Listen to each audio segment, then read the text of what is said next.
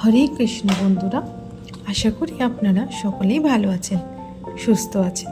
কৃষ্ণলীলা চ্যানেলে আপনাদের সবাইকে স্বাগত জানাই। আজকে এই ভিডিওটির মাধ্যমে আপনাদের সাথে আলোচনা করব, যদি আপনাদের জীবনে এই 3 ধরনের স্বপ্ন দেখেন তাহলে বুঝে নেবেন ঈশ্বর কিন্তু আপনার সাথেই আছে। ঈশ্বর আপনাকে তার পরম আত্মীয় বলে গণ্য করেছে এবং আপনি ঈশ্বর লাভ করতে পারেন।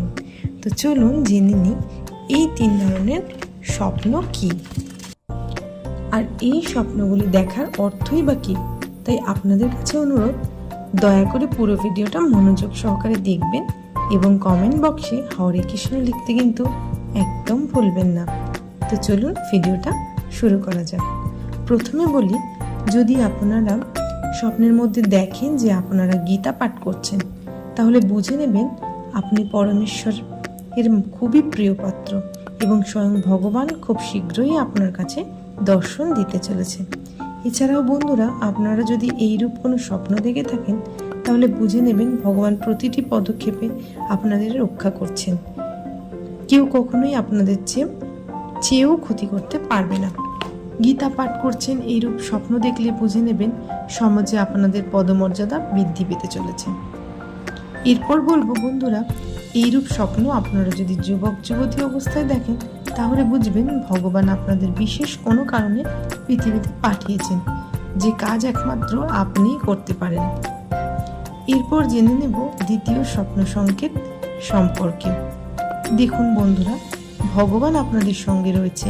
যদি আপনি স্বপ্নে দেখেন আপনি গঙ্গা স্নান করছেন। আমরা প্রতিনিয়ত স্নান করি, কারণ যাতে করে আমরা শুদ্ধ ও পবিত্র থাকি।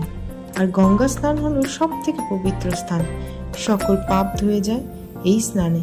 ভগবান সন্তুষ্ট হন এই পুণ্য স্নানে। স্নান করা মানেই হলো শুদ্ধ হয়ে যাওয়া।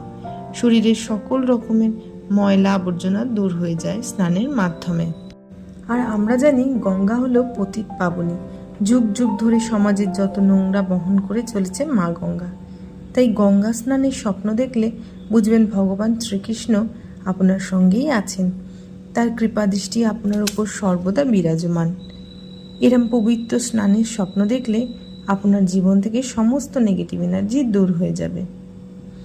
এরপর তৃতীয় সম্পর্কে আলোচনা করব। যদি আপনারা স্বপ্নে দেখেন যে আপনারা কোনো মন্দিরে ভগবানের সামনে বসে আছেন, ভগবানের নাম সংকীর্তন করছেন এবং অঝোর ধারায় কাঁদছেন, তাহলে বুঝে নেবেন ভগবান আপনার সমস্ত ভুলের জন্য আপনাকে ক্ষমা করেছেন। ঈশ্বর তারাই পান যারা নিজের ভুল স্বীকার করেন, ঈশ্বরের কাছে ক্ষমা প্রার্থনা করেন এবং নিজেদের ভুল স্বীকার করেন। কিন্তু এখনকার মনুষ্য সমাজ কখনোই নিজেদের ভুল স্বীকার করেন না, বা বড়দের কাছে ছোটরা ক্ষমাও চাইতে চায় না। এনারা ঈশ্বরের কাছে বা মন্দিরে তখনই যান যখন তাদের ঈশ্বরের কাছে কিছু চাওয়ার থাকে বা পাওয়ার থাকে। এইসব স্বার্থপর মানুষের কাছে কখনোই ভগবান থাকেন না। তারা কখনোই ঈশ্বরের সান্নিধ্য লাভ করতেও পারেন না। গোমাতাকে অন্ন দান করুন, গরিব মানুষকে সেবা করুন, পাশে থাকুন, নিজেদের মানুষকে আগলে রাখুন। প্রতিটা পদক্ষেপে ঈশ্বরকে স্মরণ করুন এবং নিজের কিছু ভুল করলে সেই ভুলের ক্ষমা ঈশ্বরের কাছে চেয়ে নিন। এবং যাদের প্রতি আপনি অপরাধ করেছেন তাকেও ক্ষমা চাওয়া উচিত। সর্বশেষ কথা, আপনারা যদি এই স্বপ্ন সংকেতগুলি পেয়ে থাকেন তাহলে কখনোই কাউকে বলবেন না। তাহলে দেখবেন আপনার সমস্ত মনস্কামনা পূর্ণ হবে ভগবানের কৃপায় এবং ভগবানের স্নেহের পাত্র বা পাত্রী হবেন। ভগবান শ্রীকৃষ্ণ গীতায় বলেছেন, মানুষ যেমন কর্ম করবে ঠিক তেমনই ফল পাবে। তাই ভালো কর্ম করুন, আপনার জীবনেও সুন্দর হবে। জয় শ্রীকৃষ্ণ। ভিডিওটি এখানেই শেষ করলাম। ভালো লাগলে অবশ্যই নিজের আত্মীয় পরিজন বন্ধু বান্ধবদের সাথে শেয়ার করবেন। আর কমেন্টে কিন্তু হরে কৃষ্ণ লিখতে একদম ভুলবেন না।